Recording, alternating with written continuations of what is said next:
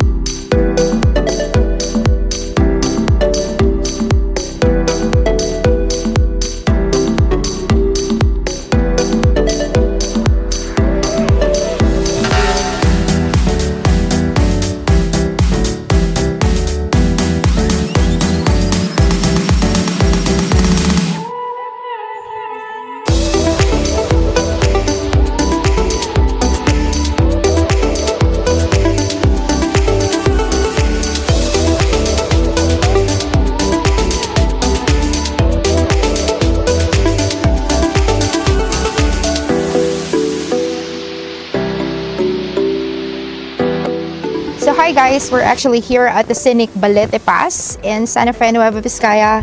So it's actually one of the heritage sites that you can see in Santa Fe, and it's a very foggy morning and it's nice to be here. The weather is really cold, so if you're planning on visiting here, definitely you need to wear jackets. And of course, if it's a normal day where there are a lot of people, definitely you need to have your mask and your face shields. But of course, right now, I don't have that because we're the only persons here. Because as you may know, it's not yet allowed to go out of your houses because of the pandemic then.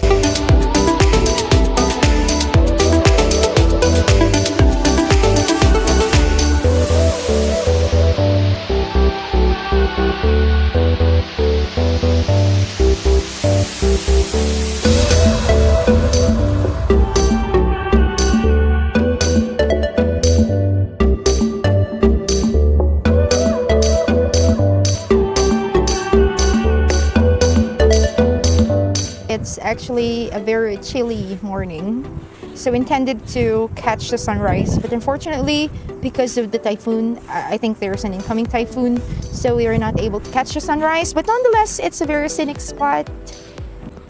So without this fog, you can actually see right there, that's the boundary between Nueva Vizcaya and Nueva Ecija. But because of the fog, you can't really see that clearly on the video.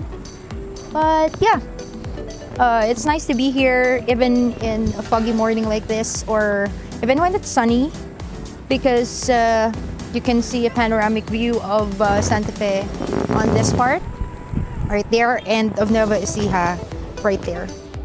The first time we were here, we were not able to get this view. So as I've mentioned, once you're here, you can see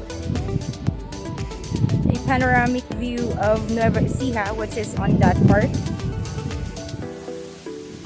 over there, and of Santa Fe or Nueva Vizcaya on this part.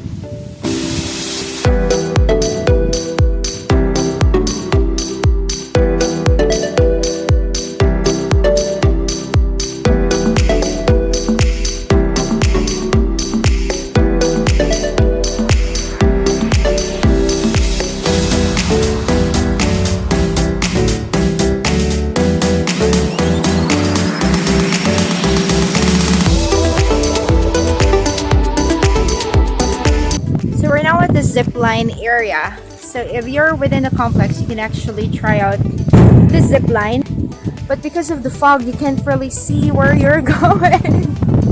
And unfortunately for us, because they haven't been using the zip line for 7 months because of the pandemic, so we can't really risk trying it out now. So yeah, so now it's starting to clear up, so somehow you can see where this zip line is going. So right there, if you're seeing that I don't know, like a little house in the distance, so that's where it's going. So if I'm not mistaken, this is around 250 meters long. Yeah, so I actually have fear of heights. But I mean, I'm very willing to try it out. It's just that, of course, we cannot risk our safety as well.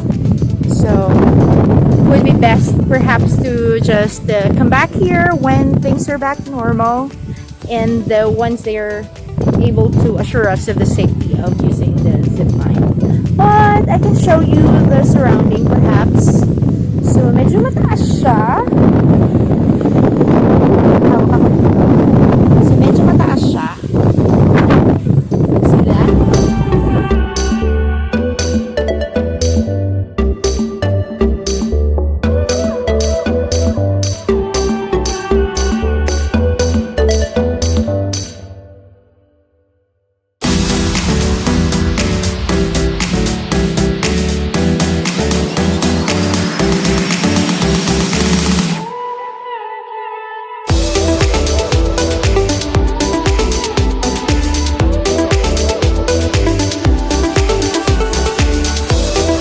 Once you're in the area, you can actually see a lot of flora and fauna within the complex. And one of these is what we call the tibanglan, which is a giant fern that the DNR is keen on preserving. So tibanglan is very plenty within the forests of Santa Fe. And we also have a lot of birds. Well, you may not see them, but you can definitely hear them.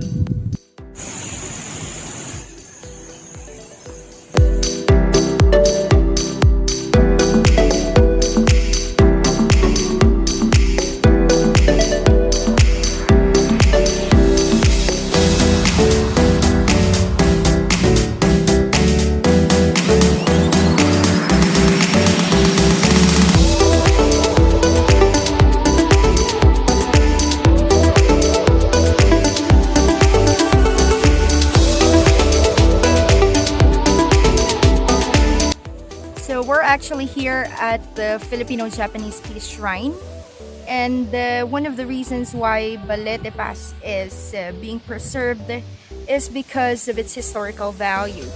So this is the site, the very site of the Battle of Balete Pass between the Japanese forces and the Allied forces of Filipinos and Americans.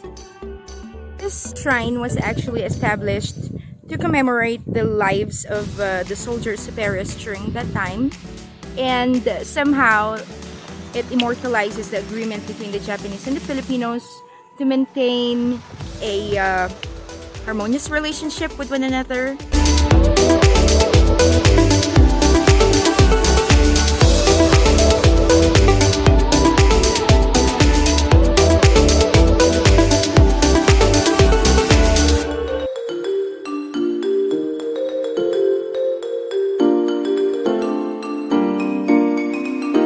Hi everyone, good morning again. So kagagaling lang natin kanina sa Balete Pass, and when you come down from the view deck, isa sa pinaka-imposing na structure that you will see is this restaurant that has a very scenic, as you can see, it's very nice in here. The ambiance is really nice, and later on we'll give you a shot of the inside, and sobrang ganda talaga ng place.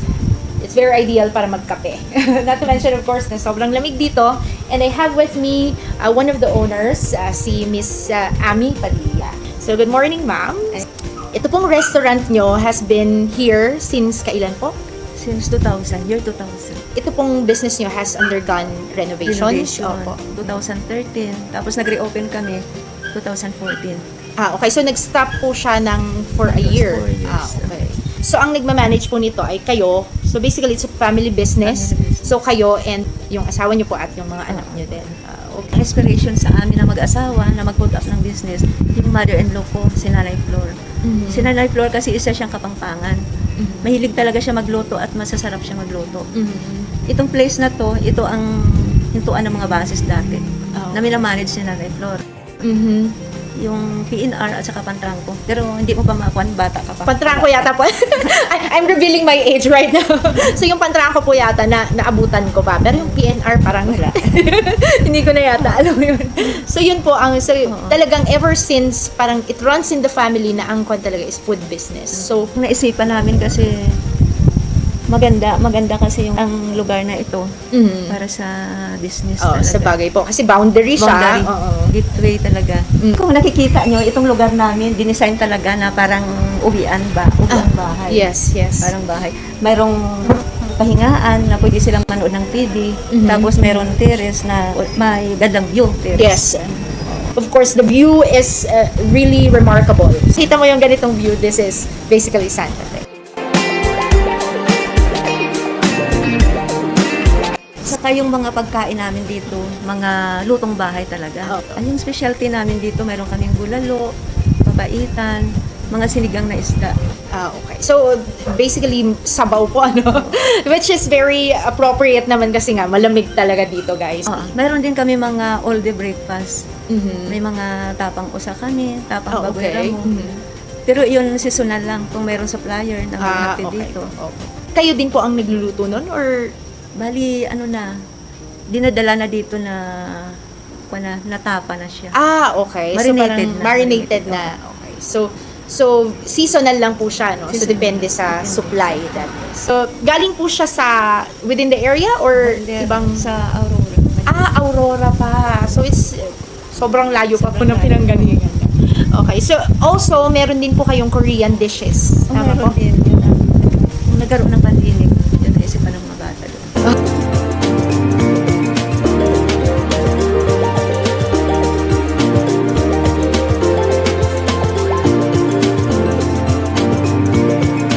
Ano po yung mga yung best seller nyo sa mga Korean dishes? Ay, yung mga beef kimbap. Okay. So, isa yun sa mga in-order. So, excited ako i-try yun. Speaking of pandemic, ano po yung mga challenges na na-encounter nyo when the pandemic blew up? Talaga malaki ang epekto ng pandemic sa amin. Dahil nagkaroon ng lockdown, nag-ECQ, nag-lockdown.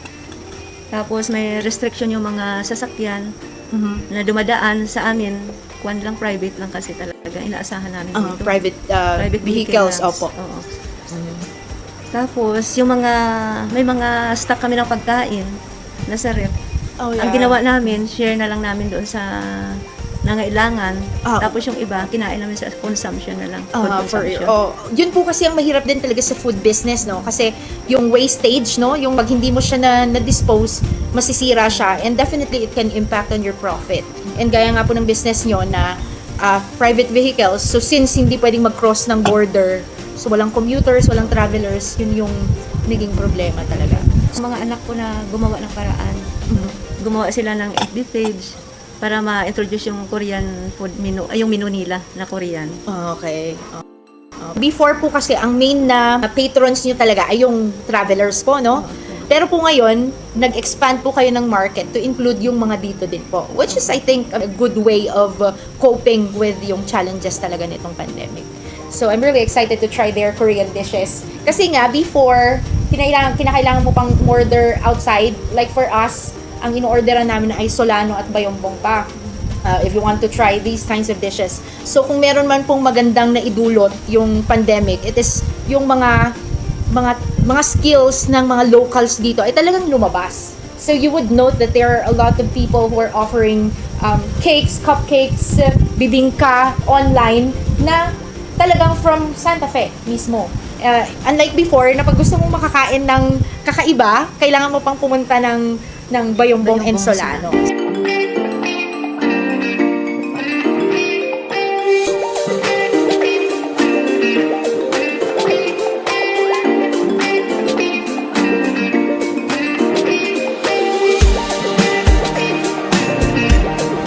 Mahilig sa cabbage, saka anything na gulay, anything leafy. And by the way, Santa Fe is one of the leading producers of veggies as well in Nueva Vizcaya. Dito talaga marami yung produce, pero yung market siguro yung very limited kasi paramihan nga ay producers, so wala talagang bibili dito.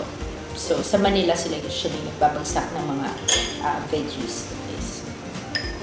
So I'm done trying out the bulalo. So okay naman siya sa akin except that medyo salty siya for my taste kasi nga I don't eat rice. So I'm on diet. Charot. So, hindi ako nagre-rice talaga. So, but ideally kasi kasama siya sa rice. So, I think medyo manu-neutralize yung saltiness niya if you eat it with rice. So, that's it. And of course, we have here the beef quesadilla and the papa. So, it's from baboy ramon. So, baboy ramon is a wild pig.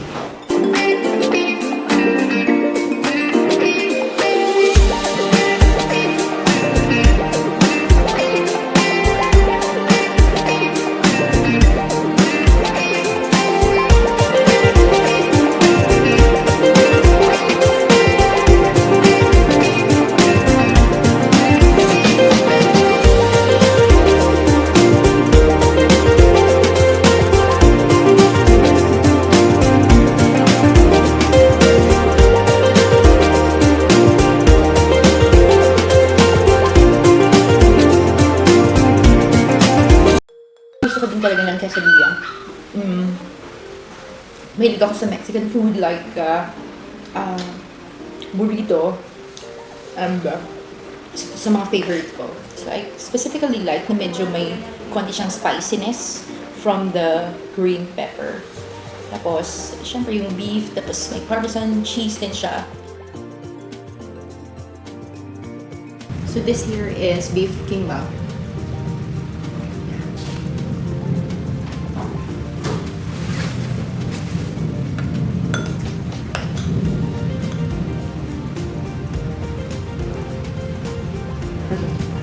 Sabi ko si Juan, nakuha mo talaga yung ng mama mo. Oo. Kasi ano pa sa mama mo noong tuturo dyan sa pagkikita ko. Dyan sa, di ba tuturo sa pagkikita ng mama. Madalas nga po niyo nang sabihin, parang lahat ng makakita sa akin eh. Yung pagkuha mo talaga yung pananalita. Pananalita, yung paglakad. Tapos paglakad, tapos yung mas matangkad na sa mama mo sa inyo. Opo, matangkad siya. Hindi ka kumain ng kwan, hindi ka kumain ng rice, ano? Hindi ka nag-rice. Hindi po ako nagra-rice talaga. Kaya hindi na, hindi na malaki. Aside from yung magandang klima, magandang kapaligiran, and of course, yung establishments na ganito that are very forward-looking, definitely makakatulong siya para sa tourism industry na isa. Ganitong concept talaga ang ginawa namin. Para sa ganitong paraan, makatulong kami na mag-boost ng tourism industry dito sa ating bayan. Thank you so much, Ma'am Ami, para sa inyong panahon na pinagkaloob sa amin, and we wish you more blessings.